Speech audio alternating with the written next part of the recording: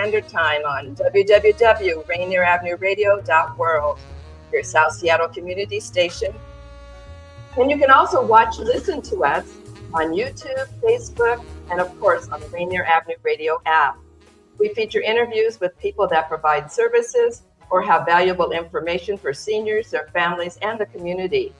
Do you need financial documents notarized? Are you a person that needs documents read to you for clarity or completion? Just give me a call at Black Orchid Notary, 206-683-2636. Tell me where, I'll meet you there. My guest today is the esteemed Elizabeth Coplan. She's a playwright, producer, and founder of Grief Dialogues, a nonprofit that uses theater and the arts to open conversations about death, dying, and grief. And shortly, hopefully, will be Casey Bratt, the Executive Director of People Memorial Association. Welcome to the show, my friend. How are you? I'm well, Brenda. So good to see you again. It is so good to see you, too. For those of you that don't know, obviously, my friend Elizabeth lives in Costa Rica now. And so, come on, get in a little closer. We're friends. I'm still in Seattle, too. But yeah. I mean, she's one of those blessed people that have two homes, one here, one in Costa Rica. So, I mean, hey, does life get better than that? No, it does not. Okay.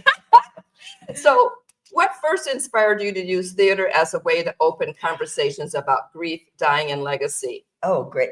Actually, it's my favorite question because I get to talk about when I was a teenager. I was really into theater as a teenager, and I was bullied in school. But boy, when you're on that stage and you're acting as someone else, nobody bullies you. It was, really saved my life, literally and figuratively. And I wanted to be an actress, and I moved to New York City. And after a while, I realized I could either eat or pay rent. I could not do both. And so I went to college, got a degree, went on to marketing.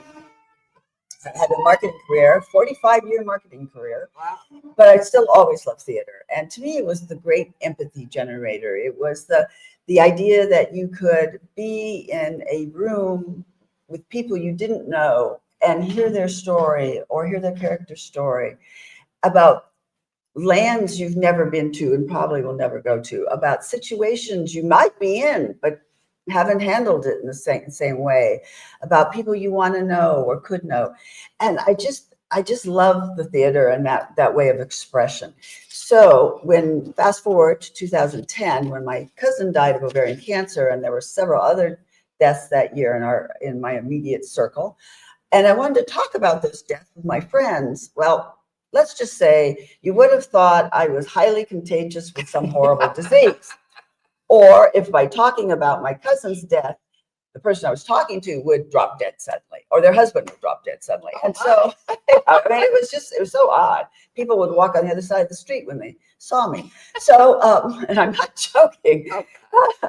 And so I decided to write a play about the last day of my cousin's life, when my sister was there.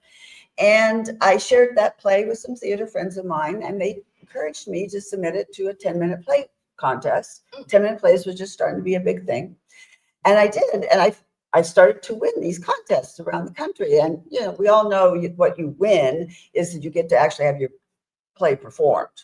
There's no money involved, but that's an important thing, though. It's a very important thing.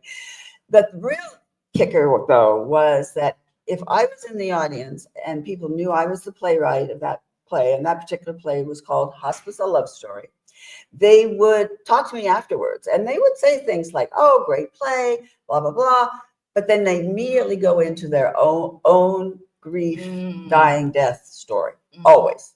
And for the next 20 minutes or so, they would tell me their stories. And I realized the power wasn't in my words. The power was in the fact that my words gave them permission to say their words. So Grief Dialogues came out of that. And I wanted different scenarios and different voices, which meant I had to bring in 5 playwright friends to round out a 6-play series of Grief Dialogues. And that debuted in 2016, August of 2016. So we're starting our 10th year, very proud of that. And now Grief Dialogues has actually emerged into an immersive experience.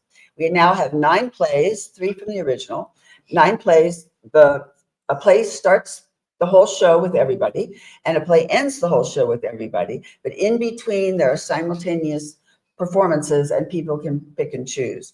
That was so successful last October that we've been asked to bring it back to New York. We're going to be in Cape Cod, Detroit, and I'm happy to say in Seattle, Washington. Yes. I was hoping you were going to say that. Yes, April 25th, and I'm doing it with People's Memorial Association, which I've just rejoined the board. And I'm just so excited about bringing the production and opportunity for people to share their stories, et cetera, to not only to the Seattle stage, but to do it alongside People's Memorial. Right. So now, what was the name of that play again? And pardon me for not remembering the name that you had me involved in as the what was I, narrator? No, it was the after talk. That was a Grief Dialogues production. And that was a series of short plays that you then spoke to and were the moderator afterwards. Because I really enjoy having a play followed by a talkback so people can immediately share their stories or ask their questions. And you were gracious enough to be at one of those shows. Well, yeah. I love that. Thank you for asking me once again. And you know, I'm involved with end of life planning as a facilitator. And so your work and that time that I got to be involved really inspired me more and made me understand more the importance of having end of life planning in place. Folks, this is no joke because we don't know when we're going to die. Just a quick story. I'm also a mobile notary, and I got a call from a friend of mine who's also end of life planning facilitator, and she had a friend who needed a notary because her the person that she has a power of attorney for was dying, and she was in the hospital, and she didn't have a will, and she didn't have some other things, and she wanted to do it before she died. In fact, she was refusing the medication. So I ran up there. Actually, I drove. And then you ran. And then I ran, yes. And then, but anyway, I got to talk with her to make sure that, you know, she was clear on what she was wanting to do. And she was very lucid and very clear, but I could tell she was in pain too. So got the paperwork together. She signed everything. We also videotaped it in case there was any hassles later. Right. But, you know, she said, I'm sorry that I didn't do this earlier, but thank you for letting me have it done before I go. That's very important. Even at the last minute, that's very important. Yes. It's probably as equally important to the people you're leaving behind. This is just anecdotal. It's not, any hardcore research, but I've had more people tell me that their grief was lessened by the fact that their loved one was able to plan their own funeral, talk about whether or not they wanted to be on life support, just really being able to have that conversation before they died so that when they did pass away, the loved one can say, as a line in my recent play, Let's Write a Musical, the loved one can say, it was the funeral that my husband would have wanted. It's a funeral my husband did want. This was what he asked for. This is what we gave him as we passed him on to whatever is next in this life, if anything. And it made the griever feel wonderful to be able to fulfill those final thoughts, those final wishes. Well, Elizabeth, I think that's also a part of closure. If Absolutely. you get closure with someone, or you get things done the way you would like them done, that's closure for the family. Exactly. And I can speak to that personally because my dad died 5 years ago. And before that, I kept telling him, you need to get a will. You need to do this. You need to do that. And he says, I'll deal with it when the time comes. Yes. And I said under my breath, no, you won't. We have to deal with it. Yes. And that's exactly what happened. But the closure piece was about a week before he died, he was in the hospital and I spent the night with him. And we'd had a sort of a troubled relationship in my growing up in my teen years. But what happened was he's talking to me and he apologizes to me. And I'm like, are you really awake? You know? So I asked him some other questions and I realized, yes, he was awake and he was in his right mind. And so I said, wow. I said, well, Daddy, thank you. I forgive you. And then a week later, he died and we had left to go on vacation.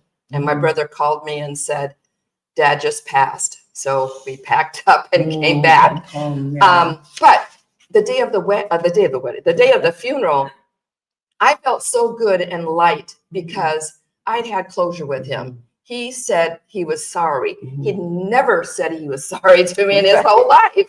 And he said it that night in the hospital. And that, because a lot of times when you go to funerals, you'll see how emotional people are. Oh, yes. And you think, oh gosh, what happened? You know, you didn't get to say what, or you didn't get what, you know. Oh, yes. But anyway, I felt really good. And the same thing with the lady that I was counseling. Actually, there was two sisters. One got everything done. It was done the way she wanted. It didn't quite end the way she wanted it. And I was called in and I just looked at them and I said, does the doctor know what she wants? Because she did 5 wishes. And she had said that if she couldn't do, you know, take care of herself and all of that, she did not want to be on life support. She did not want to live any longer. Yes. Because she had had a stroke years before. Right. And finally, you know, recovered enough that she could do it. So anyway, at her funeral, she looked so beautiful and at peace. You know, and I said, wow, I'm so glad she got that. Yes. You know, because that's so important. The other sister didn't quite get that. And for me, maybe nobody else, but for me and my husband too, because he knows about, he's a minister and chaplain. She didn't get the death I'm feeling that she wanted. And so it to me is harder. Yeah, it was definitely a struggle. But anyway, I'm sorry. That's not about me. See, this is the power of these dialogues. This gets other people sharing their stories, and I'm sure you have listeners out there going, oh, "That's what happened." And so, absolutely, yes, that's the power. So, if you're just tuning in, you're listening live to Seniors Matter with your host Brenda Charles Edwards on Rainier Avenue Radio.world, your South Seattle community radio station. We're here on Fridays at 12:30. Do you know what's the best legacy we can give ourselves and our loved ones? And we were just talking about it. Join me on Zoom or in person for a group or individual session on legacy end-of-life planning. You can contact me at 206-683-2636. Now, back to my guest, Elizabeth Coplan, the playwright, producer, founder of Brief Dialogues. And what have you learned from audience members who come up to you after performance to share their own stories of grief? I know we touched on it a little bit. But well, I'll tell you what I've learned is there are such a wide variety of stories that every one of them deserves to be shared. I will tell you, however, that the biggest surprise is so many of them have very funny parts. We actually end up crying and laughing. That's a good thing, though. It's a wonderful thing. It is very cathartic. I can't tell you how many times someone will say, be telling me about what happened to their dad in the hospital. And then they'll say, well, the funny part was when the nurse started to, and then we all double over in laughter. And I think people are really surprised by that. Every performance of every Brief Dialogues play, or my recent one, Let's Write a Musical, or even Till Death, which was my off-Broadway production, that one is very heavy, but it has humor in it. And I overhear people saying, I didn't think I was going to laugh so much. And that, I think, is what, when people it's not just the written piece, it's not just my play and the way I wrote it. It's actually, there is humor, there is levity when someone is dying. Well, and you see people performing and they're real people.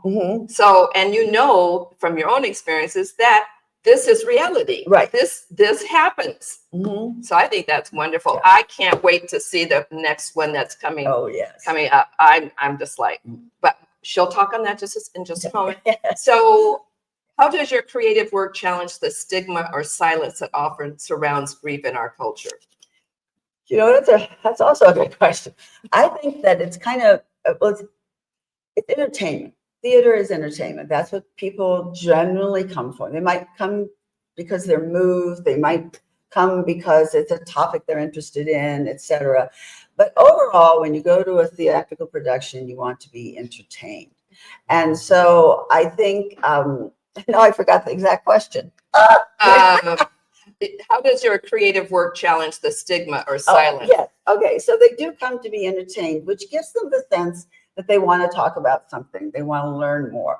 And by opening up, that begins to erase the stigma. The stigma with death, in my mind, is silence.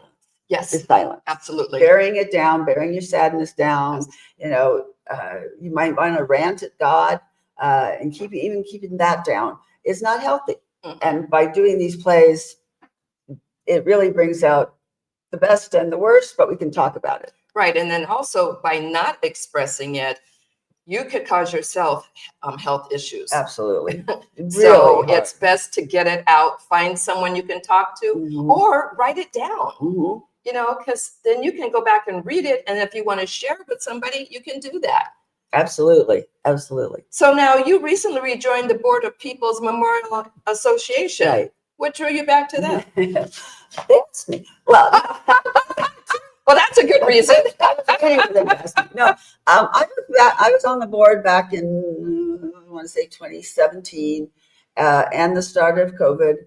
And I was in Costa Rica at the time of COVID. I know, pandemic in paradise, but really. But I really missed my family. That was the hard part. But I stayed on the board even after my term as president. And I just really appreciate what they do because they have resources and so all this end of life, we're talking about what you can do to prepare. They have all the resources. They can walk you through what needs to be done. You can keep your papers there so that, as we have told our children, something happens to both of us, call People's Memorial. They've got all our wishes, who gets what. And we go through all the channels, having the will done and so forth. We actually did that independently, but they're just such a great resource. And they also keep funeral homes on their toes. Every couple of years, they do a price survey. And in Washington State, they try to make it as transparent as possible to show what funeral homes are charging you. Oh, that's good, because we know that a number of them overcharge. Absolutely, they do. And what's interesting is when they don't want to answer the survey, it's kind of a little bit of a red flag in my mind. But a large portion do. So you really know from the PMA report, you really understand what it's going to cost you. I actually, when my mother-in-law was dying, I actually called People's Memorial and asked about if they knew any similar organization in the Chicago area where my mother-in-law was, because my mother-in-law had gotten this quote that was like $15,000 and included an obituary in the Chicago Times, or Chicago Tribune rather, that was for $1,000, which she had explicitly told me she did not want. She was in her 90s. She said, no one's allowed to read it. So I knew there were all these other, and then they had an other category. The other category was $5,000. Okay, so now wait a minute. Yes. My mother in 1975 opened up 4 plots. I won't name the funeral home or the cemetery rather. Opened up 4 plots, and she last year got it all paid off. But what it did not include, and that is extra, is opening and closing of the grave. Oh my gosh. I thought you were going to say the funeral. No. That's worse. No, I know. So you literally just bought. We bought a plot, a headstone, a casket. Well, actually, 2 caskets. Well, Dad is gone. And so we got his done then. She's still alive. But we already picked out her casket and was so that's all taken care of. But the other interesting part is the other 2 graves, one's mine, one's my brother's. And I know that sounds morbid, but my husband wants to be cremated. I was going to say, okay. So my husband wants to be cremated, but in order for me to put his ashes, which he doesn't want me to do, he wants me to scatter them over the ocean. I have to get a written consent from my mother for it to be done. And I have to pay, I think it was $2,500 extra dollars. Oh my word. And I'm Yeah, like, well, I don't know why. oh, no. Yeah. No. I love my husband. He's not going in my grave. No. He's going to be scattered across the ocean Yes. like he asked. Like he asked. You Yes. know, but I was just totally amazed. In fact, my mouth dropped open when it said that, and I read that. And I know that when my mom's mother died, we had to pay to put her to put her body in the same too, because she had it double. Yes. Yes. And I was just like, oh my word. you guys, you're a mess. Yes.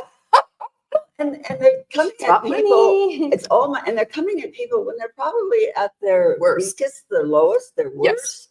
Yes. Um, And excuse me. And that's why you should have someone with you who is level-headed and has some business sense, so they can hear what you're probably not going to hear and remember. right. Absolutely. Definitely have that person with you. Yes. So we have a few minutes left. Let's talk about the October 4th hosting of the play, The Afterlife Party. Yes. Yes. Well, the Afterlife Party is going to be a fabulous event full of fun and crazy things relating to the death positive experience. And we have speakers from Resting Waters. We have speakers from Recompose. So it'll be informational, but it's going to be a lot of fun too. We have tarot card readers and just, popcorn machines and all of that.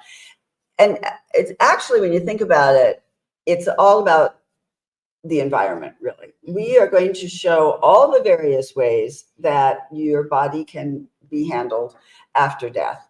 And so that when you decide whether you want to be cremated, whether you want to be buried, whether you want to be in the, a lot of dirt and become a lemon tree, that's what I want. So we'll explain what all those options are in a fun way. And then you can make your own educated guess, but it's really going to be a hoot. And this is what People's Memorial does, provides these resources.